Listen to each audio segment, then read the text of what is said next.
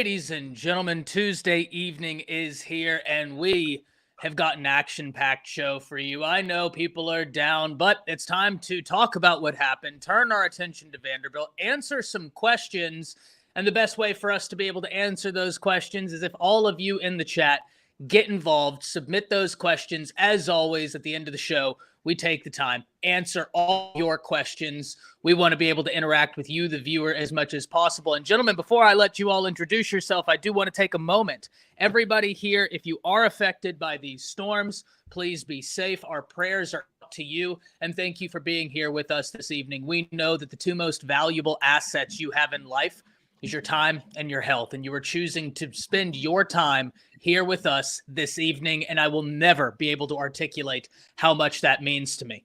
But it means a whole lot to me being here with this cast of gentlemen. Matt, how are you?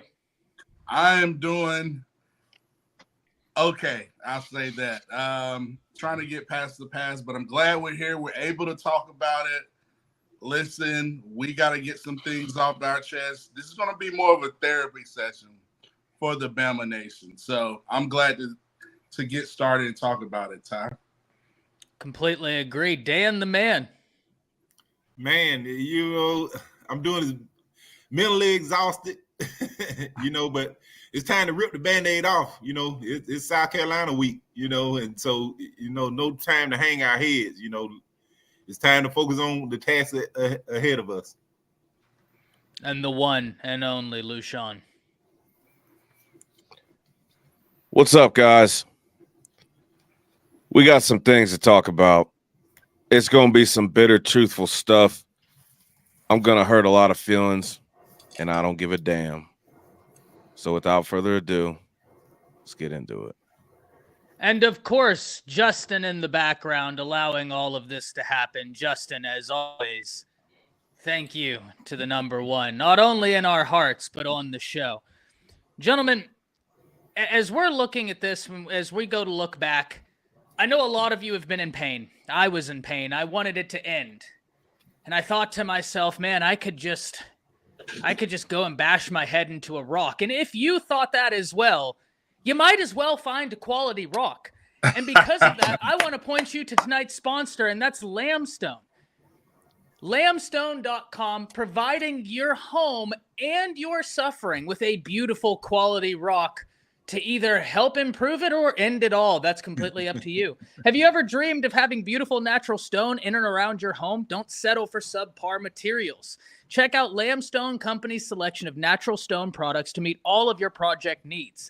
Lambstone is located in Onondaga, Alabama, and is one of the oldest, most trusted sources in the state. So contact them today. Tell them we sent you over here at the Bama Standard using the promo code the Bama Standard to receive 10% off your first order. In all seriousness, I just got done redoing some stuff around the house. Stone is expensive, and quality stone is hard to come by. So shout out to Lambstone. Be sure to go check out if you were doing any home improvement. Saving that money, awesome, especially when it comes to a quality product that you can use for home improvement, or in my case,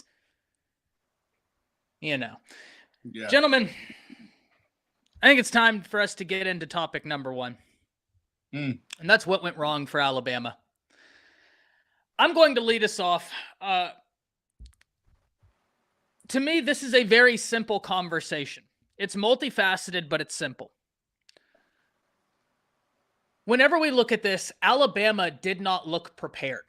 And I know it's easy for some people to sit out there and say, it's an option offense. It's hard to prepare for. You're right. It is hard to prepare for. Nick Saban said it was hard to prepare for. And in fact, the other night on my show, shout out to Connor Yeager, someone who I'm hoping to get into this space very quickly. Brilliant, man. He is looking at creating a model. He brought some data to me that was fascinating, where he said, whenever you look at the Mountain West, you look at the top two teams in recruiting, they have the top two win percentages. However, coming in at number 3rd is a team that is consistently last in recruiting rankings, but runs this option, meaning teams are utilizing this scheme to compete with far more talented teams and doing so effectively when we actually pile in to what the numbers tell us. But at the end of the day, this is Alabama. You are supposed to win games like that. I don't think the defense was prepared. I think it was very obvious from the first snap of the game that the defense wasn't prepared. And I'm not sitting here saying the offense was perfect. But at the point, gentlemen, where the offense has 35 points in 17 minutes and the defense is on the field for 42 minutes, the offense did all you could ask of them. Yes, there was a bad pick six. It was a bang-bang play. It happened. I don't fault Milroe for that. It's not like he made a terrible read and just threw it to a defender. He threw it to wide receiver who got hit at the point of contact. Ball pops up. It is what it is. Right tackle gets smoked, strip sack. That's football. Of course we don't want them to happen. But the two number twos on the field, the defense's inability to get off the field, they went 12 of 18 on third down, then penalties extended more, and then they got a fourth down. Guys, as I open this to all of you, whenever I try and assess blame, I ask this one simple question, and Matt, I would like you to answer this first and talk to me. Let's pretend that the game was tied up, 2 minutes on the line. Who do you trust to go out there and get it done? Bama's defense right now or Bama's offense? Because to me, I'm not thinking twice. Send Jalen Milroe and company on the field, and we come out with a W. What are you thinking? That's what I was thinking. You mentioned Lambstone. Alabama football team needed some stones in Nashville because they were soft as I don't know what. I mean, it was brutal. And back to your point, coming from Saban, being under Coach Saban, he is going to dive in. He's so meticulous in detail and so prepared. To me, that was the biggest frustration from this coaching staff and team. We obviously, like you said, Ty, weren't prepared. And when you have poor preparation, you get poor performance. Just plain and simple. So, frustrated from the coaching staff. I mean, guys, this is when I knew we came out flat. I was like, what are we doing? We were flat, soft, unprepared. And this is when I knew the coaching staff had no freaking clue. We had two number twos on punt return. Like, how does that happen, guys? That shows me that we didn't do anything all week. We listened to all the rat poison. We listened to all the pats on the back. Coaches didn't do anything, but, it is what it is. So I was just very frustrated of the lack of preparedness, lack of execution, and just lack of want to. I said last week, if Alabama had the right attitude, they would be able to beat Vanderbilt. But they came out flat, looked like they didn't want to be there. Defense was really soft, looked like they didn't believe in the game plan. I mean, I don't understand what I need. I know LaShawn's going to get into this, but I need Coach DeBoer just to be real. Like, don't try to politicize us as a fan base and say, oh, I had confidence in my defense. That's why I didn't kick the onside kick. Really? They put up 40 points. Usually in NFL, any type of football, whenever your offense scores anything over 31, 35, you should win the game. So I don't know. Just say we should have kicked the onside kick. That was bad judgment on me. But don't try to give me this whole political season talk like everything is going right. Just be real upfront with us and say we weren't prepared. I didn't coach the guys right. So that's just my 2 cents. I'm going to let LaShawn go, or Ty, I'm going to bring it back to you and let you ask some other questions. There's so much I want to get in, but I don't want to take up the whole set. Absolutely. LaShawn, talk to me.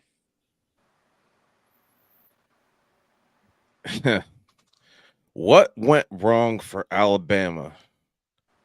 Well, I would say this question is probably best answered that they didn't even get on the plane to come to Tennessee. I don't know what we saw on Saturday, but it wasn't no Bama team. I mean, they looked like a Bama team. They might have acted like a Bama team, but that wasn't Alabama football.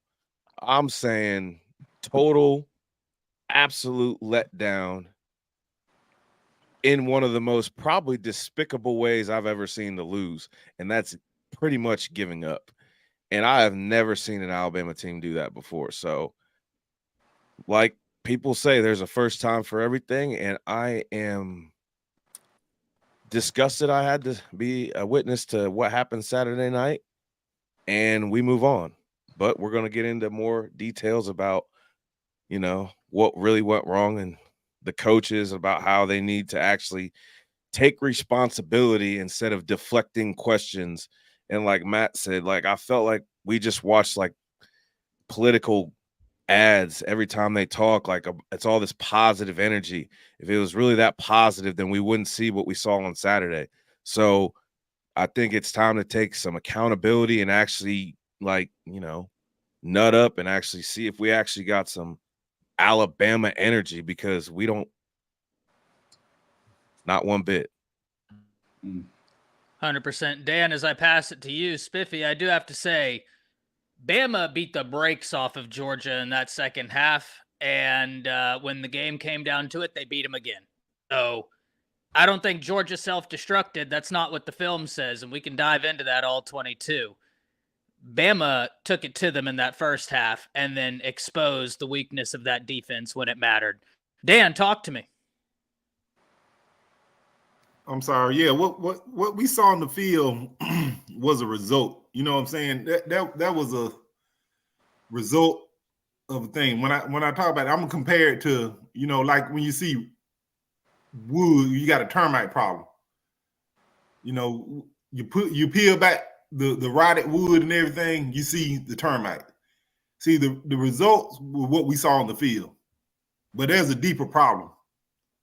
And that is, we were unprepared going into the game. And that's what bothers me. That shows a deeper problem within the whole coaching staff, the culture.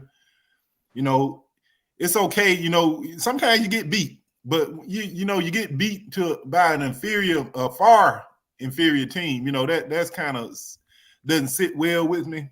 The attitudes of the players, the leaders on the team, you got players, laughing, chuckling on the sidelines. It's just not, it's not the behavior that you would expect from a championship team.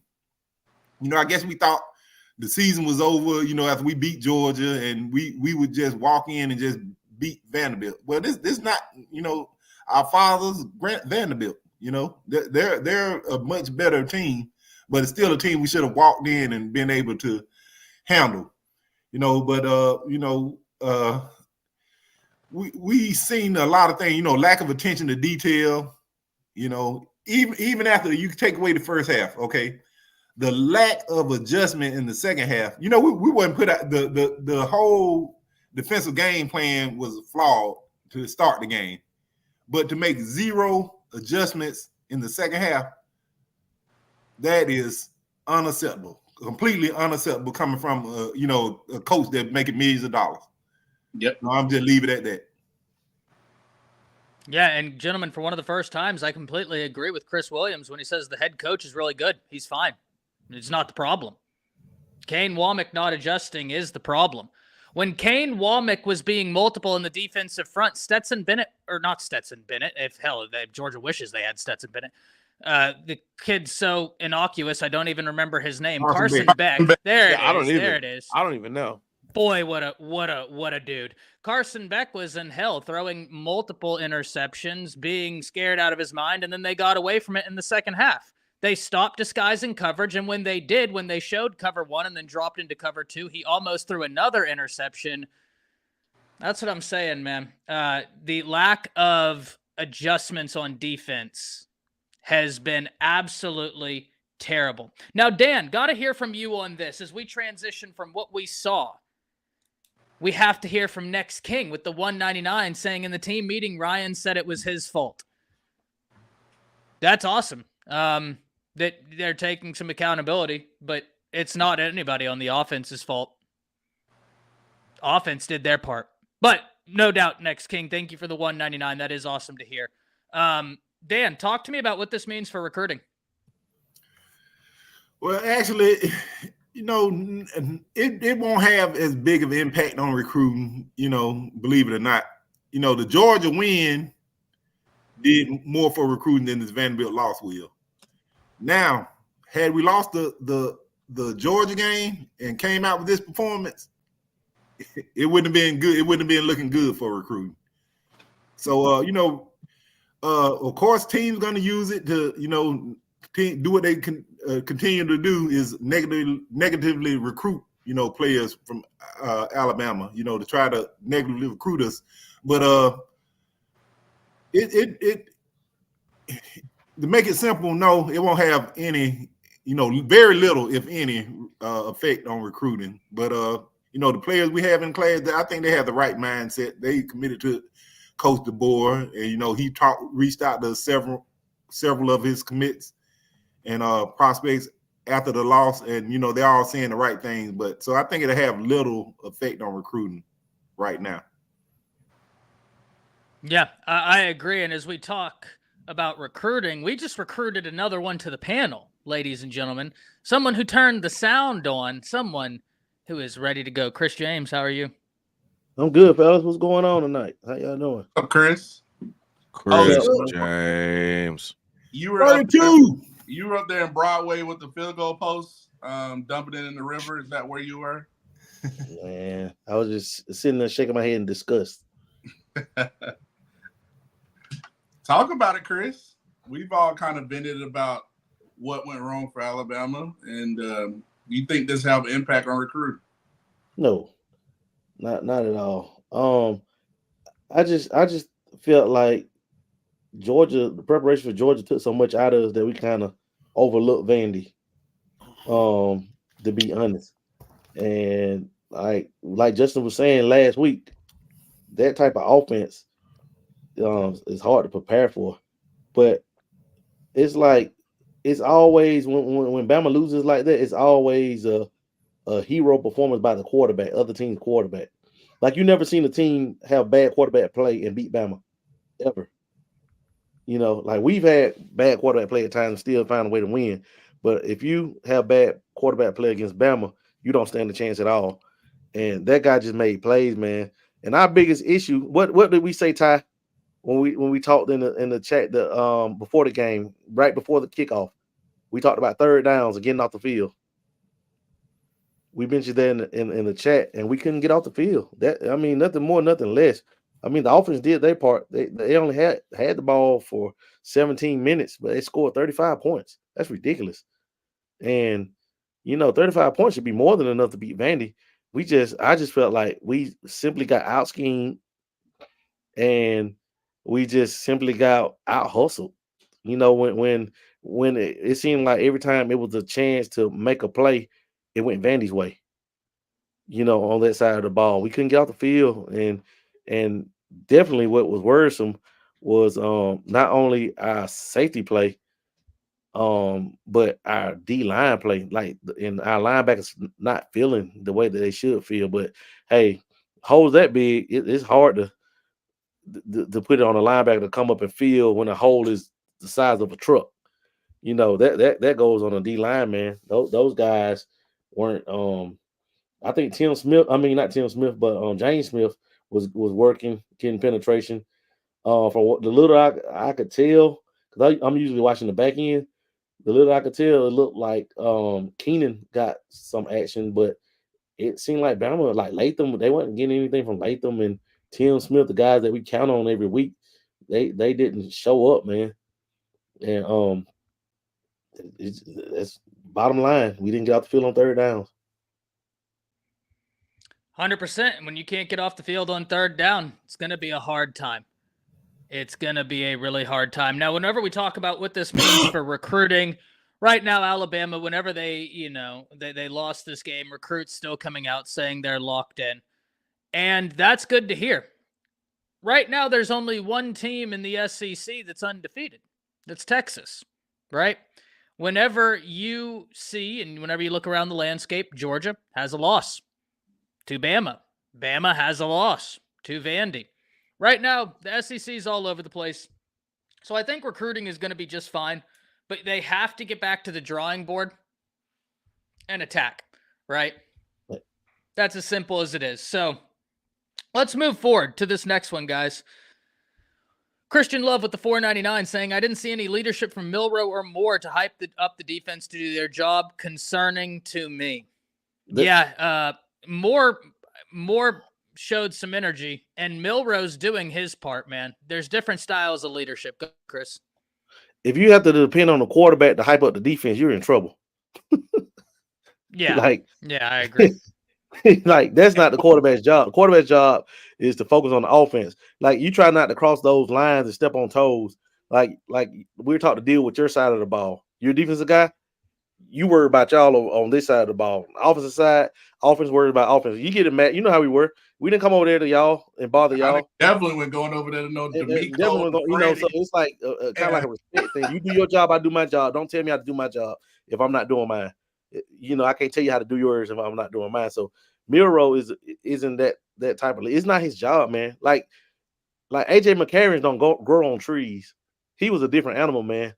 He was the type. Mac Jones, those were the type that may have said something, but I don't even recall them really saying much to the defense in all that time. So it's not the quarterback's job. Now it's Malachi Moore's job, most definitely. And Lawson. Your mic. Yeah. Yo. Yeah. Sean, get him loose, Sean. Can we just get rid of something right now? And this is no assault on Milroe, but I think all them C's just need to be cut off the jerseys. Because after the display of what we all saw Saturday night, there was absolutely no leadership. And I'm not talking because, like Chris just said, Jalen Milroe is the quarterback. It's assumed he's the leader. Obviously, I'm not addressing him. I'm talking about all the other guys that don that C on their jerseys. No leadership whatsoever. On the offensive line, on the defensive line, or our linebackers. None of them. Not once. But then they want to get emotional and act like children, knowing damn well football's a game for grown men. So they need to figure out how to be grown men first and then figure out how to lead this damn team back to what it's supposed to be. Yeah. Well, that gets us into this next topic right here, and is Kane Wommack in over his head and Malachi Moore's meltdown? Guys, I'm going to start, and I'll start with Malachi. I'm going to be honest. I'm not as pressed about it as everybody else. I don't think people remember where you had players when Saban was here fighting coaches on the sideline. Y'all remember Ronnie Harrison and Reuben Foster had to be separated? Devontae Smith swung on the player from Texas A&M. Like, let's be real. Which Devontae? The current or the old one? Heisman in College Station. He swung on the line on the DB. Like, let's be real. On our DBs or A&M DB? A&M DB. Oh, I don't recall that. But, man, listen, my only problem with that was Malachi kicking the ball. That was, that's Bush League. And him not coming off the field when Kane Wommack, you showed up the defensive coordinator like he was weak. When he sent Hubbard on, instead of you just, yes, sir, and running off the field, those two things. But as far as the emotion, like him throwing his mouthpiece, I'm not mad at that because ain't no way in hell Bama's supposed to lose to Vandy. Come on, man. I mean, I'd be mad too, but you got to know how to also control that. Like kicking the ball is Bush League. And, it's just certain ways. But I don't have a problem with that emotion. I just wish that emotion would have been displayed the whole game instead of when you're down in the final seconds. That's all I'm saying. 100%. Oh, sorry. My bad. I was going to talk about go ahead. The A part of this question. Kane Wommack in over his head. Like, I know it's been 3 years since he's been a D coordinator. And, he had a great first half for Georgia. But at Alabama, we focus on defense and running the ball, and we hit you in the mouth. And I know he's very predictable. It's kind of reminding me of Pete Golden, how predictable he would run his defense. But what's really hurting me is how soft and how much high pad level we play with, like on defense. Like, nobody's out there striking anybody. Nobody's being physical. Like, we're just catching We're just kept receiving tackles and hitting guys backwards, forwards, getting them extra 5-6 yards. I'm like, what are we teaching? Like, and this was really got me questioning, can he really evaluate talent? Like, can he mix up personnel? Can he be creative? He did it versus Georgia, so I don't know what is lacking right now. He's going to have to prove a lot from here on out to the rest of the football season to really show that he's deserving of being the defensive coordinator, because it's not that hard. They run the triple option. Just put 5 down linemen on the defensive line. Stop running cover one, mix up the coverages, send pressures every now and then. Like, it's just very frustrating. So that's all I gotta say. LuShawn, what are you thinking? I'm gonna hit both these real quick. Absolutely. Is he over his head? Absolutely. This is Alabama. Not only do we stop the run, one thing that we haven't seen, which I think is a disgrace of this lineage, we have absolutely zero pass rush. I mean, like dinosaur level extinction type pass rush. These quarterbacks are not worried about our pass rush, and that worries me greatly. It kind of leads me to believe that, were we ever developing pass rushers, or did we just have them dudes that were just got it done? Because we're not getting it done.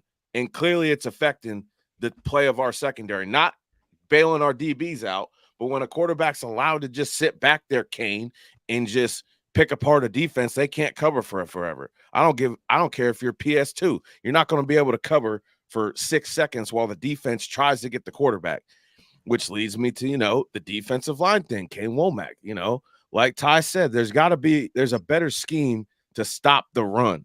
And that's the thing you have to do in the SEC, because clearly if you don't, they can dial up plays like, I don't know, throwing a shovel pass to the tight end that gashes us for 25 yards because our middle is wide open. You can drive a Mack truck through it. And as far as Malachi Moore's meltdown, he should have been doing that the second quarter. I wanted to see that mouth guard toss halfway through the first quarter when stuff started going awry. Like, you need to show that energy throughout the game. You need to light a fire under everybody else's ass, Mr. Captain. I do have a problem with that. I do agree with people. You are not a 1, but a 2-time captain. And the fact that you made the decision to kick the football, in that I get that it's emotional. But guess what? This is Alabama. How many of these dudes, 2 on this panel, have shared emotional times like that? You didn't see Bush League stuff like that. You know what I'm saying? You're a 2-time captain. You're better than that. And for real, be better. And while you're at it, bring your defense and be better too. Yeah, chew out Kane Wommack. I guess I'm the only one that didn't mind it, because I saw, outside of the ball kick, I saw stuff like that with Saban. Yeah. So whenever I see people saying, "Oh, this didn't happen under Saban," I was like, I didn't say that. I said no. I'm not saying you. I'm coming saying, from a 2-time captain. Sure, I'm not saying from time. you. We saw AJ McCarron in the center start a fight on the field in a game we were winning. So, like I said, I'm not saying that it was great, but I'm saying that we have seen things like this before from multi-year captains. I'm just not as mad about it.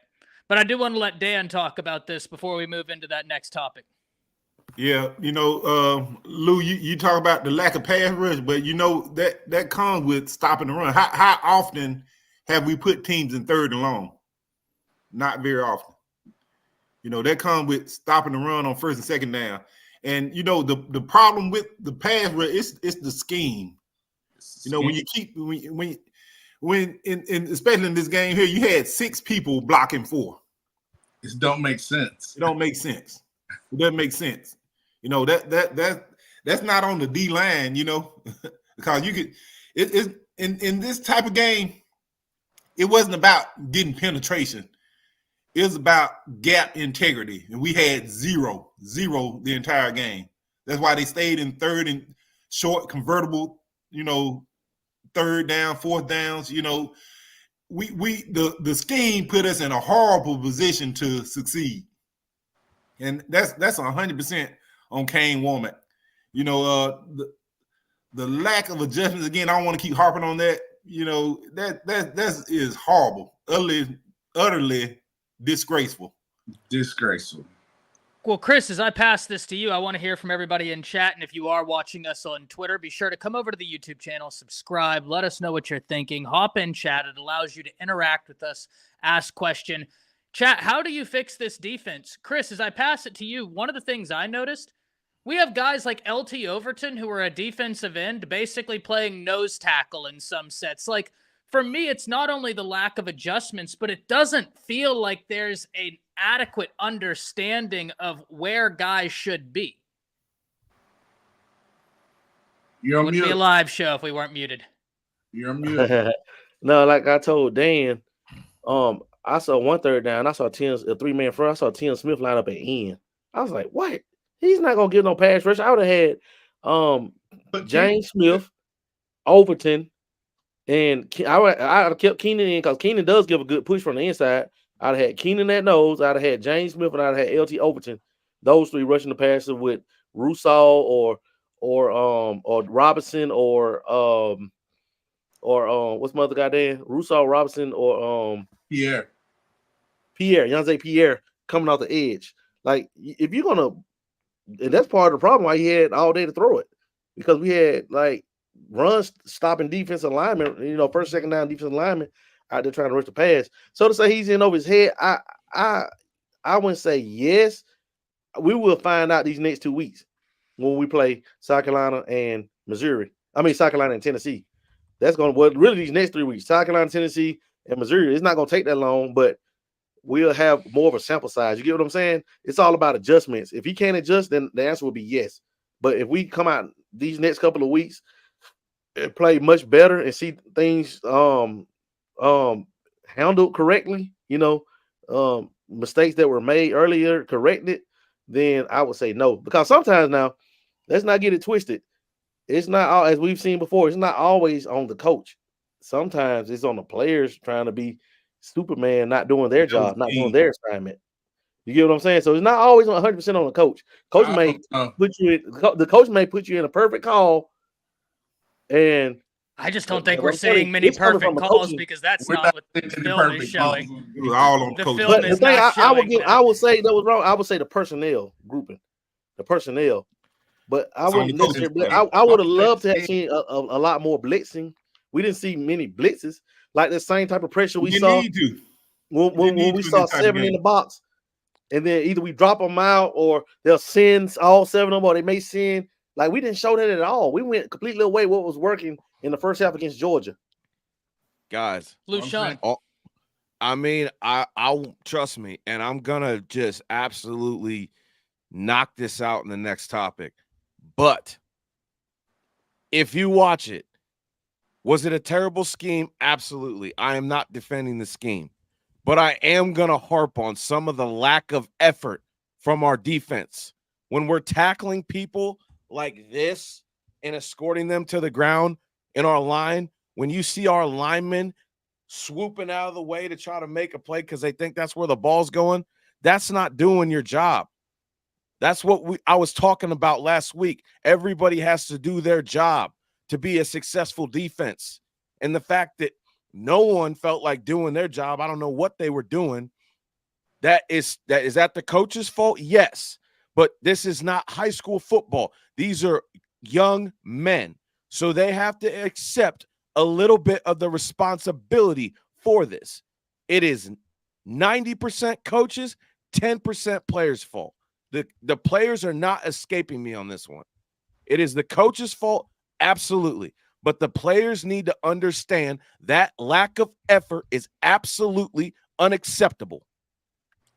Well, let's Andy said, would DeBoer even get rid of his friend Wommack if this continues? I think the answer is yeah, because this is Bama. They're going to be coming to yeah. They will absolutely make that call, right? Now, Lou, as you were going into it, I think this is a perfect time for us to transition into the danger zone. So let's go there. Talk to me. All right. I thought long and hard about what I was gonna hit on, because let's face it, I could sit up here for the next 3 hours and give a sermon about everything that was wrong with our defense. But the fact that we got run on 54 times, our front seven. And in that time, we had upwards 20 high 20s different defensive line combinations. That says something to me. If we can't stop the run, when you know it's only going one of three places, we're not going to beat anybody. And I think it was very clear Saturday night, the fact that our coaching staff does not know what to do properly with our front seven, because we got used and abused, and they did whatever they wanted all night. It was embarrassing. Like, you saw our middle get blown open. Like, third down and long, they're gonna run a little fake and then a pitch to the tight end for gashing us for 25 yards. And the tackling, guys, I haven't seen an Alabama tackling actually that reminds me of an Alabama hitting contest in a long time. And again, I think it comes back on our coaches. Like I said, 90% coaching. So here it is, coaches. Kane, Wommack, this scheme, we've seen it through this many games. It ain't it. We've been run on, and historically, this isn't a run-stopping defense. Well, this is a running league, and if you don't stop the run, like we saw on Saturday night, you're going to keep our explosive offense, because our offense isn't doing anything sitting on the sidelines, because your defense can't get off the field on third down. And you can brag to us all you want about us having the highest third down percentage in the league, but they were like 8 of 10 at one point at third down. So that says to me you need to make adjustments. And if you're not willing to make adjustments, guess what? This is Alabama. They'll fire you and get somebody that will. Because with the talented players that you have, I don't understand how that even happened. What was going on? And as far as just the lack of just everybody being focused, there was no focus at all on that defense. I saw players with the lights going out. Half the wasn't even looking at the ball when it was snapped. Like, the whole entire defense needs to be in the danger zone. That includes the coaching staff, because I don't know where our players' heads were. The green dot, maybe that wasn't functioning properly, but we had linebackers looking confused. And this is not a young defense. Yeah, we got a young secondary, but our front seven, that was supposed to be the anchor. And they got their doors blown off. Disrespectfully, I might add. And I mean, he got to change something, because if he's not willing to, they need to get someone in there, because as far as I'm concerned, the whole defensive coaching staff took a monumental L on Saturday. 100%. And I want to pose a question and pass this around. Chris Williams with a thought. It's an odd place to be when Chris is in here consoling us. He's saying, once upon a time, you could tell if Alabama won or lost the game by just looking at rushing yards. If a team had more than 100, Alabama normally lost. If they had less, they would win. You're 100% right. And this is why I say we have a run-heavy scheme, and we have two defensive ends and a defensive tackle, with the wolf lined up between a defensive end and a defensive tackle. And oh, by the way, the defensive tackle isn't even a guy that would typically be a true nose tackle. He's lighter. So I understand, guys. I know a lot of people in the comments are saying it's not scheme. That's scheme. That's whenever you've got a player here is saying it's scheme. You got two players here saying it's scheme. That's scheme. Whenever you're going out there against a run-heavy team with two defensive ends, bandit, a light defensive tackle, and wolf, and the wolf is lined up between the three, now all of a sudden the front is looking at it saying, there's only 3 down linemen, it's 2 defensive ends and a light defensive tackle. We have blocking advantage. It's going to be real difficult for your linebackers to do what they want to do whenever they have a free blocker coming right at them. That's scheme. It may work at South Alabama when you face an old lineman that's 285, 290. But in the big boy SEC, you facing those 6'6", 330-pound guards and tackles and everything, man. You got to go with you got to go with your dogs up front, man. Like you can't have like at no point should LT Overton be lined up over the nose unless it's a third down and you have two wolves outside of him. That's the only time. Not on What the was run. 19? What was Coat doing on the inside? Like, bro, you're like maybe 240. Like, what are you doing? That's a common thing we've seen wherever you'll have Rob or 4 or 19 between the bandit and the defensive tackle, as if he's going to go heads up with the center and guard. It makes no sense. It makes no sense. But I know what leverage is that player gonna have? Like it literally, like I'm watching this and I'm like, what were you thinking? Was there gonna be a hole there? There's two massive humans. Like, and to your point, Ty and Lushan and Chris, like to me, that question's like, does Kane Wommack understand? Does he know how to evaluate talent and put his 4 best rushers? Like, forget Wolf, Bandit. Listen, I need a play. Let me put my 4 dogs out there. Overton, you get on the outside. Keenan, you get on the inside. Whatever. Like, just put my 4 dogs. Let me stop trying to make 19 in the middle and not. Like, I don't think he had. Like, I'm sorry. I don't think he can evaluate talent like that. It's just making. Well, Lushan, go, and then I want to ask some speed questions before you go. Though I do want to address this right here. How big of a loss is Oatis? Is it his performance or is he hurt? It's not a big loss in terms of what we've been seeing because, like we're saying, how few of the time are we putting 2 defensive tackles on the field with a bandit and a wolf? We're not going that deep, right? Like we're not utilizing the amount. And JB, it was different against UGA. We mixed up coverage. And confused thing. If you go back and watch the all 22, we did not do that. TR with the $10 saying, got it, folks. DeBoer and kids bad. Recruits should not sign with Alabama. I should stop my NIL, Alabama contributions and clearly give up my tickets. At least I will save time and money moving forward. No, that's not what we're saying at all. DeBoer is a hell of a coach. DeBoer is the guy. The defense has got to do their part. Scheme has got to do their part. And like I was saying, JB, they mixed coverages up against Georgia, which caused the interceptions. They didn't do that against a team that wanted to run the ball, and they gave them a light box and asked a bunch of the linebackers. Guys, I do want to roundtable this real fast. 20 seconds each. How big of an impact is Oatis? We'll go straight down the line, starting with me. I think it'll have an impact as far as experience, veteranship. But, I think if we get in the right scheme, play some of these young guys, get them up the right, play the right players in the right position, mix up coverages, pressures, I think it could have less of an impact. But I think it's going to be some type of impact regardless. Lushan.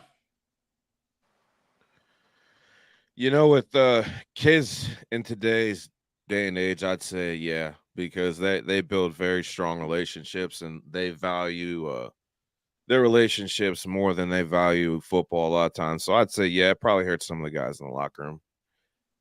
Chris. It depends. I don't know his relationship with his teammates.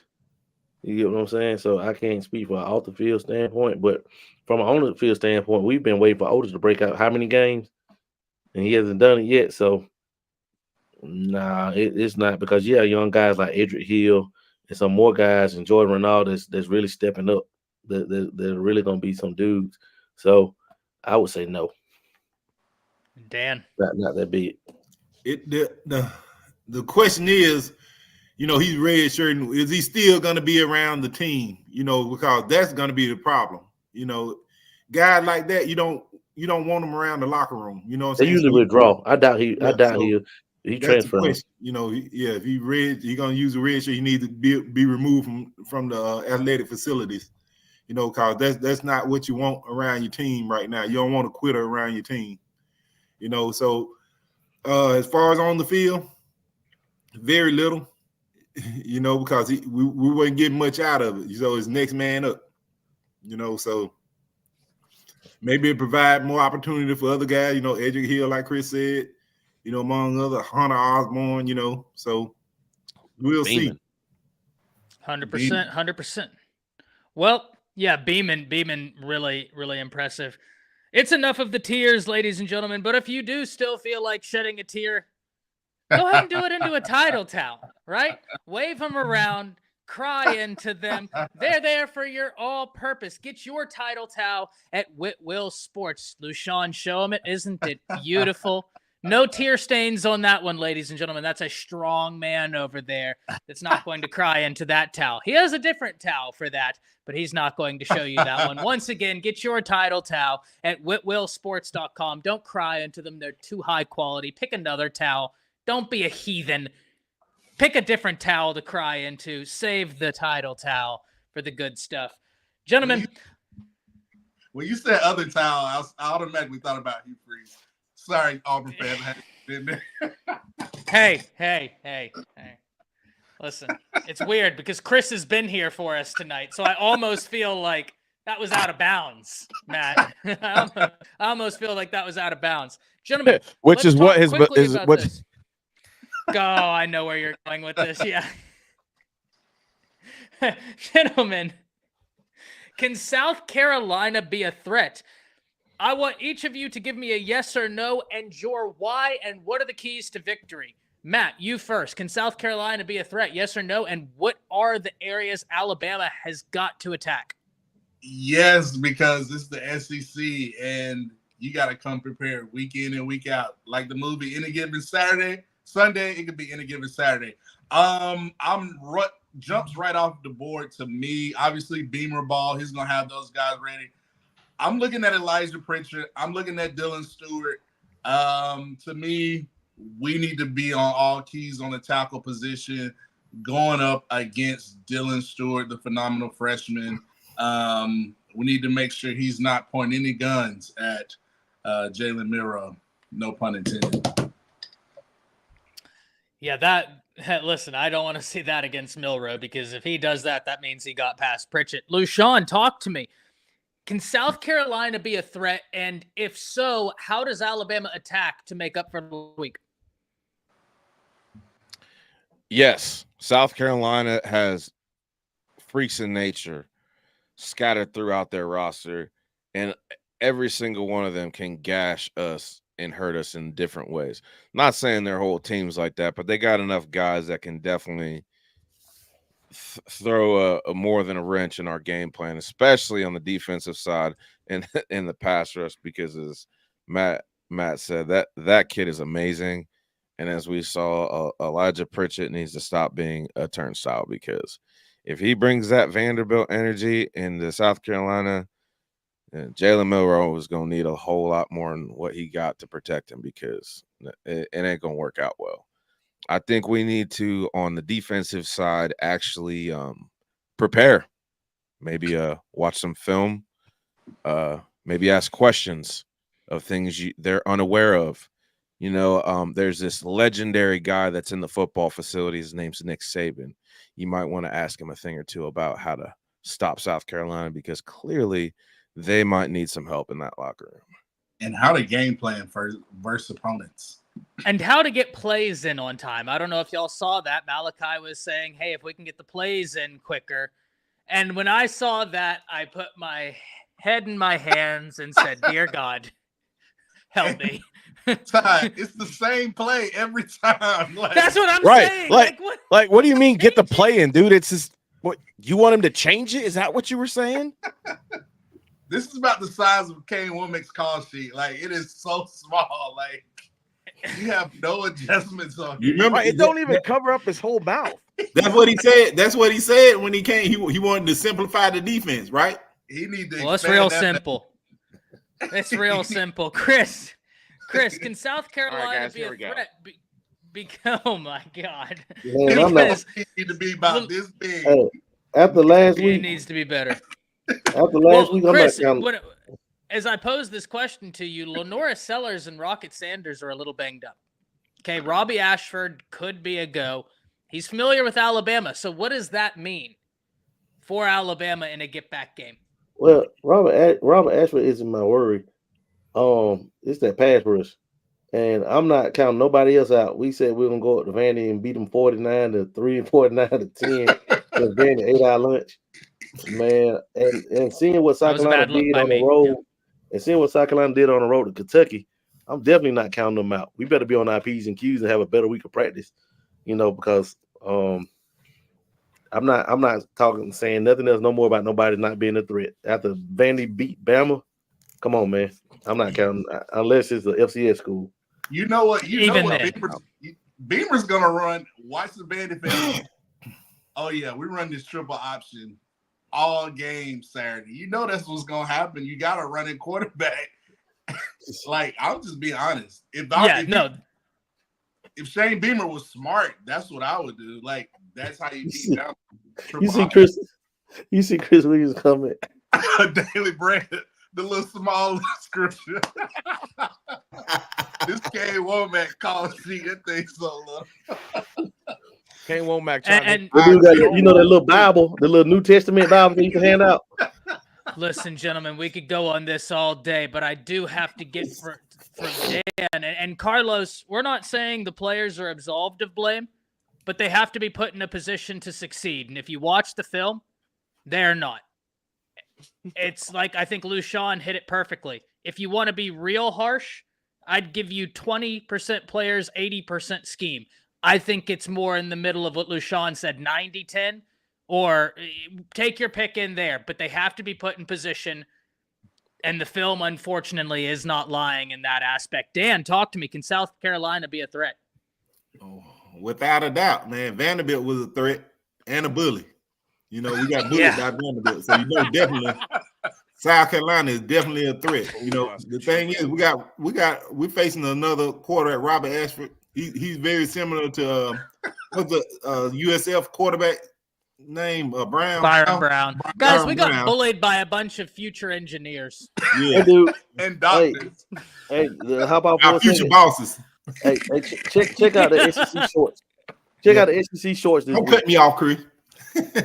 But anyway, they can definitely 100% be a threat.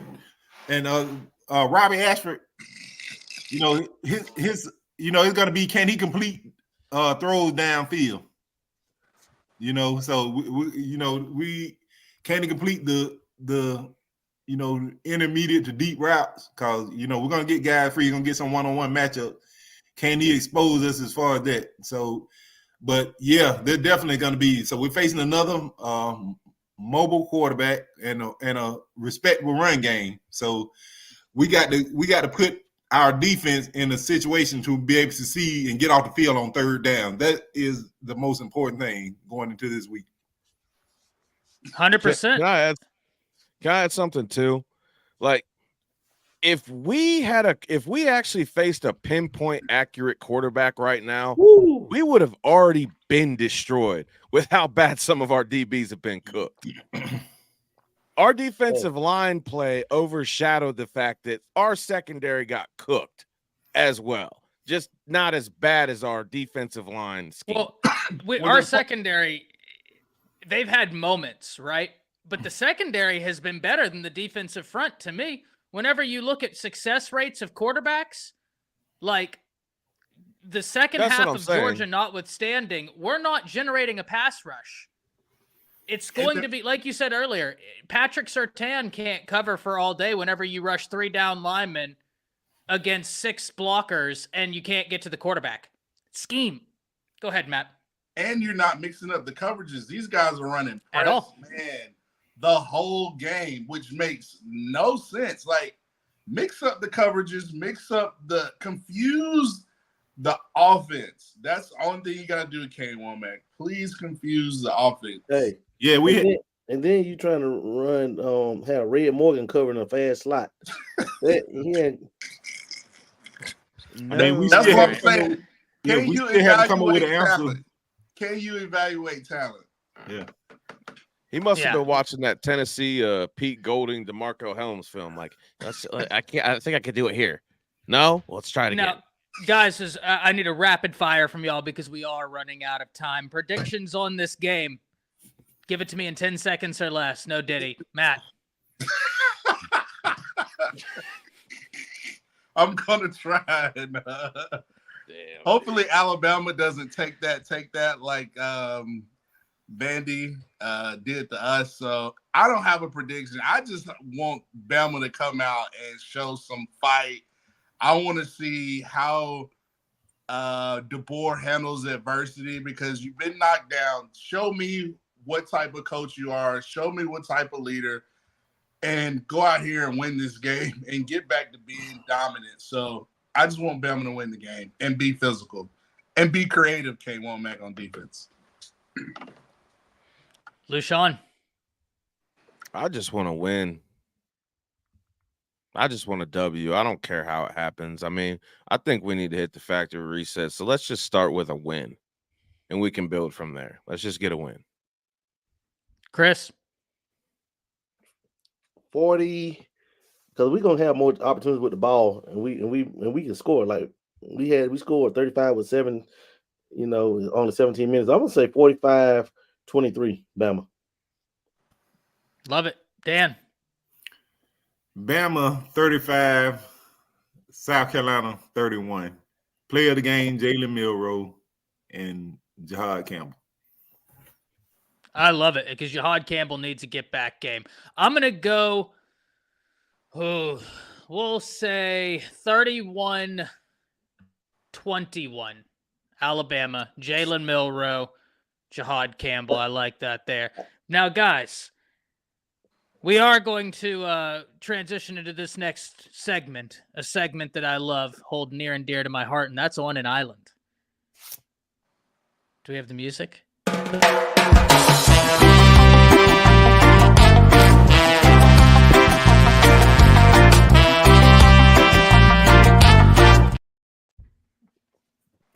Oh, it's done. Okay, sorry, I didn't need y'all to see. Oh. Turbulence. Hold on, I'm landing. We're going down. Gentlemen, On an Island, Jeremy Bernard, is he underrated? Should Zabian Brown be replaced? You know what? I find the second of those to be the hotter topic. Chris, talk to me quickly about Zabian Brown because, yeah, I'm just fascinated to hear this. I think Zabian Brown's future, he could possibly be a future first rounder, without a doubt. But I just think right now he may be, a lot of times he's beat by a step. Quarterback just not, like you guys said, we haven't faced a pinpoint accurate passer yet. So it's only a matter of time before somebody, kind of shreds us if he doesn't, do a better job of staying in phase on sometimes. Now, it's not all the time. It's just those 2 to 3 times a game. That's pretty bad. I personally like the kid from the Jones kid from Wake Forest. I think he's more of more experienced, more of a gamer, and that's who I preferably like. To be on that corner. Just from an experience standpoint, because guys are going to keep going at Zabian, and as a true freshman, I mean, you're going to give up plays, but and even then, if not Jones, I like Mbakwe. I want to see more of him. We didn't see him at all last week. I like Mincy too. Yeah, Zay Mincy. I don't think Brown has the elite. He's kind of like Red Morgan as far as fast, but not elite fast. You get what I'm saying? Like Mbakwe is elite fast. He can stay with those. You're not going to see guys running by Mbakwe. That guy can fly. And I think Zabian Brown isn't a burner.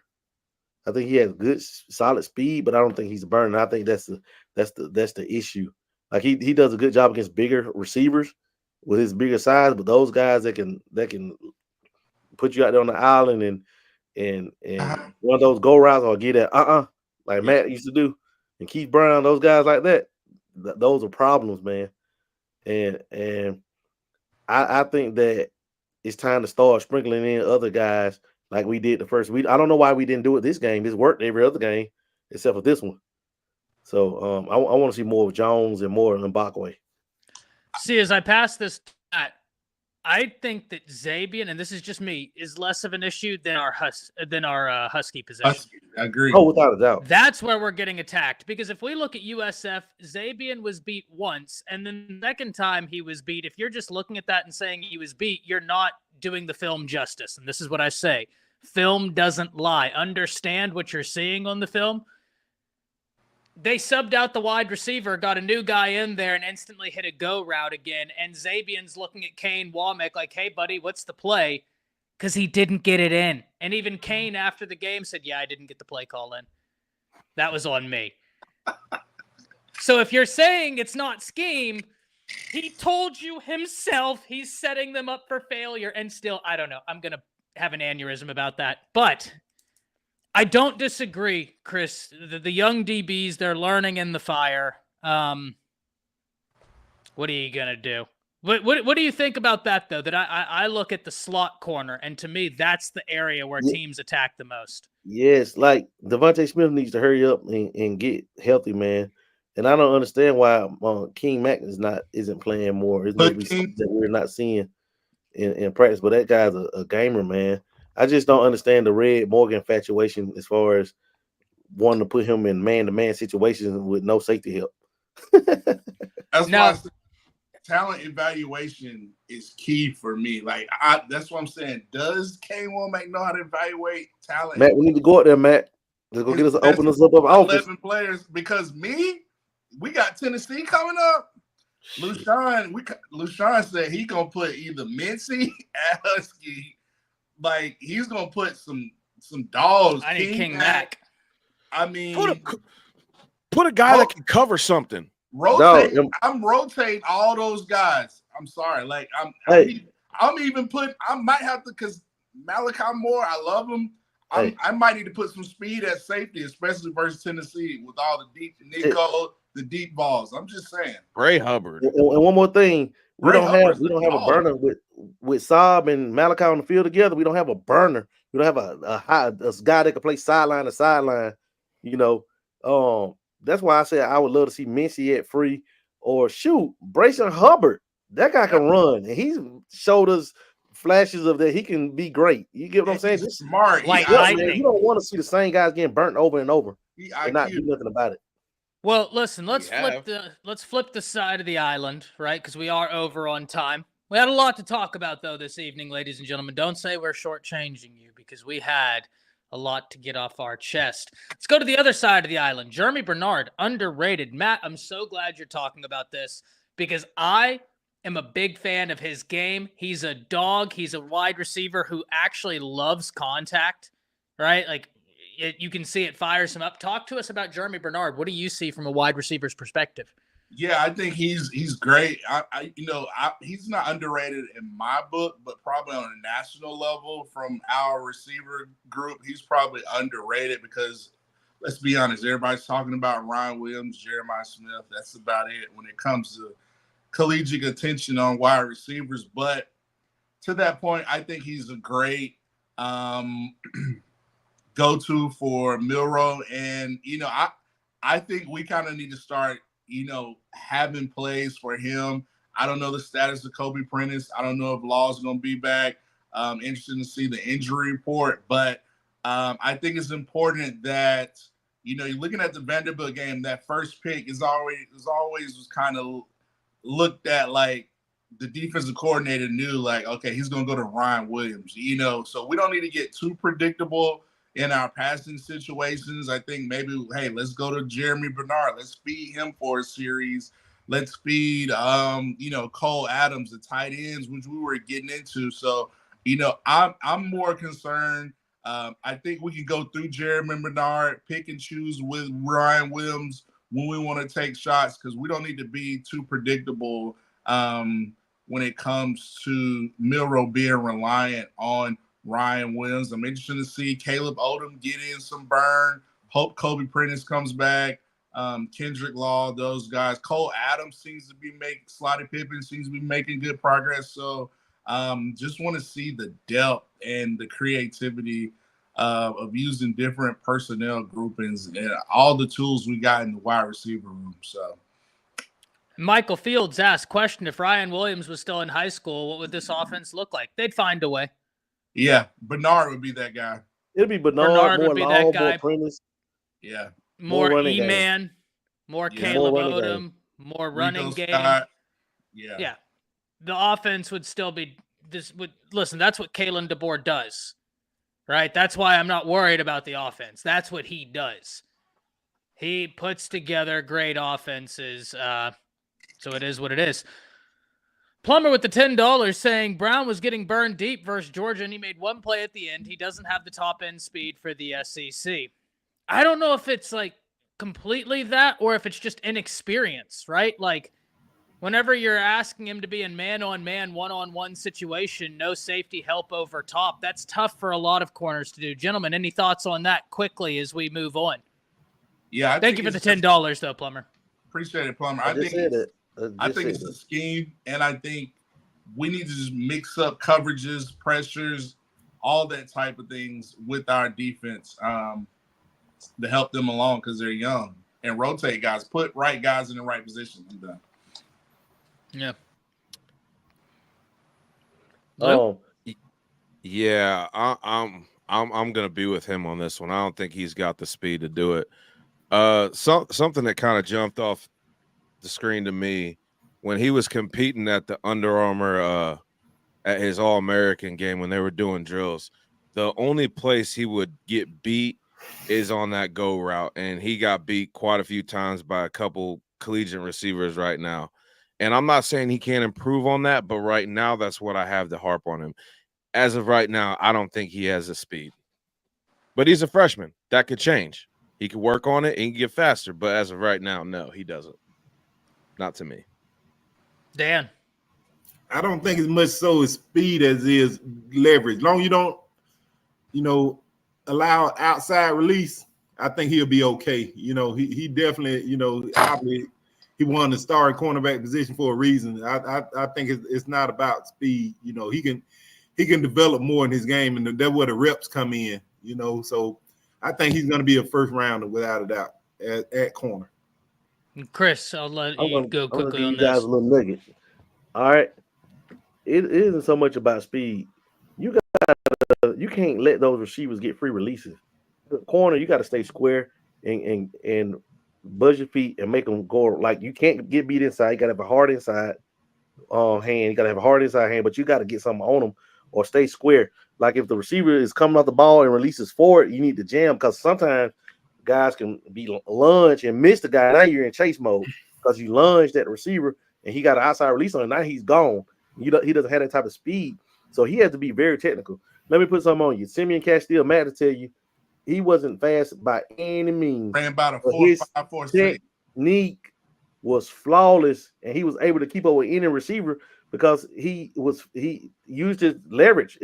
Football is about leverage. It's about leverage, and you don't have to be the fastest guy. We've seen guys like Tony Brown. What he ran as a 10-4. What was Tony Brown Dan? A 10-4 guy? Yeah, get burnt multiple times, and he's a 10-4. So it isn't all about it's about speed.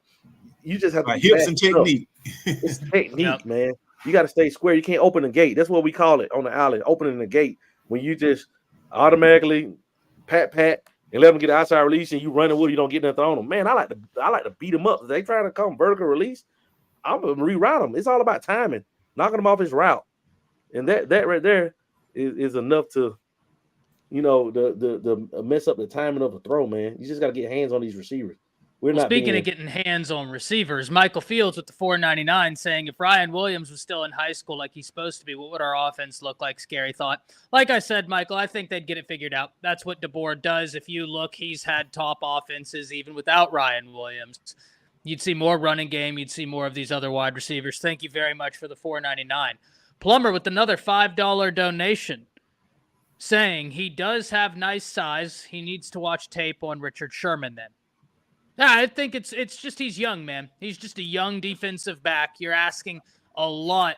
Like, even when we look back to the great defensive backs at Alabama, very few came in day dot as a freshman and played. Corner's a very difficult position, and he's learning in the fire, and it's very, very difficult. It's hard. I did it, and I had the red shirt. It's very, very hard. Words of Hugh Freeze. Yeah, no Diddy. Gentlemen, let's go around the table. Let them know where they can find all of your great socials. Matt, I'll start with you. Find me turning the page over from the just black hole I've been in ever since Alabama lost to Vanderbilt, to rising out of the ashes and focusing on South Carolina starting tomorrow. So just had to do the final whistle. Follow me on Twitter, MPDLX6. That's what I am.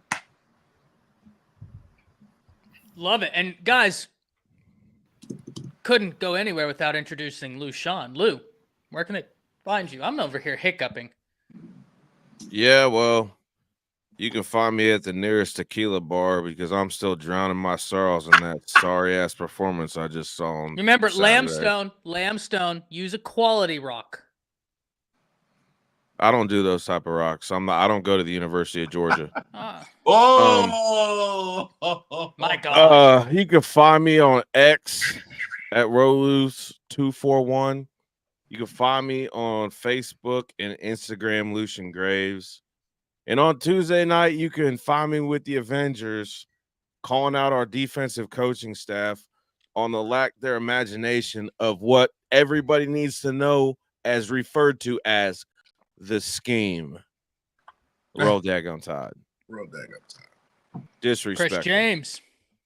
You can find me on Facebook at Chris K. James Sr., on Instagram at final_whistle_Chris, and on X at Coach Chris James. You can find me here Tuesday night with the best cast in America.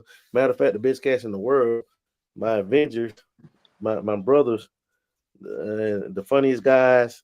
We need our own stand-up special. We're gonna do a late night stand-up special one night, during the holidays. And coming soon, Matt, unofficial GMs. Oh, let's go. Yeah. We're gonna talk to Ty about that. Love it. And finally, not last, but absolutely not least, Dan the Man. Yo, guys, y'all can catch me on X at the Final Whistle Dan. Catch me right here on this channel on Tuesday nights, the Final Whistle with my cast of Avengers. Every Tuesday night, 9 p.m. Eastern, 8 p.m. Central. You can catch me on Wednesday nights, the Crimson Dynasty. 7:30 p.m. Eastern, 6:30 p.m. Central. You catch me on Saturday post-game shows immediately following the game. And y'all be sure to check out, hit that like, subscribe button because we have so much fantastic Bama content on this very network. Love it. And you can find me at Around the Table Sports. You can find me on Bleacher Report. You can also find me Thursday mornings right here on the Crimson Cafe. Be sure to tune in. Also, always on the Final Whistle. Ladies and gentlemen, speaking of the great content we provide here on the Bama Standard, I want to give a quick shout out to some of the other great content you need to know about. Dan Man already gave you two, and that's Crimson Dynasty tomorrow evening. That's also the post-game shows that happen right after the Alabama games. You do not want to miss them. But wait, there's more. This is a ShamWow commercial, guys, and y'all didn't even realize it. Before this show, you have the Bama Standard. You don't want to miss that. You also have Teague's Take tomorrow, 8:15 p.m. Central. Be sure to check that out as Teague himself breaks it down, what you need to know. Always incredibly insightful, entertaining, and unbelievable content. What more do you want from me? I've given you a ShamWow reference. I've given you that. Listen, I'm out here overtime. What's up? What's up, Luke? And pray for Petty, the Tampa people. That's right. Pray for them. I was gonna say something about all the people affected by the hurricane, and I would like our defense to have a 5-sack game. It's been a long time since we had 5 sacks in a game. I just think Saturday would be a great time to have 5 sacks in one game. I agree. And as always, ladies and gentlemen, hit that like and subscribe button. If you're watching over on Twitter, be sure to hop over at the YouTube. You can't interact as well on Twitter. That's where we have you here in the comment section. We like to interact with all of you. We take your questions. And a lot of the times, what y'all don't know is while we're doing these segments, some of the things you all talk about in the comments, we end up talking about as well. But ladies and gentlemen, it has been an absolute pleasure. Before we get out of here, as always, prayers for those affected by this storm, and thank all of you for your time. I know I say this a lot, but I say it because it's true. Two most valuable things you have in life are time and health, and you're choosing to spend your time with us here this evening, and that means to the world to me. But we're going to end it on those famous two words as I'm losing Dan over there as he's giving me the yawn. Roll Tide. Roll Tide. God save you, freeze. Guys, roll Tide.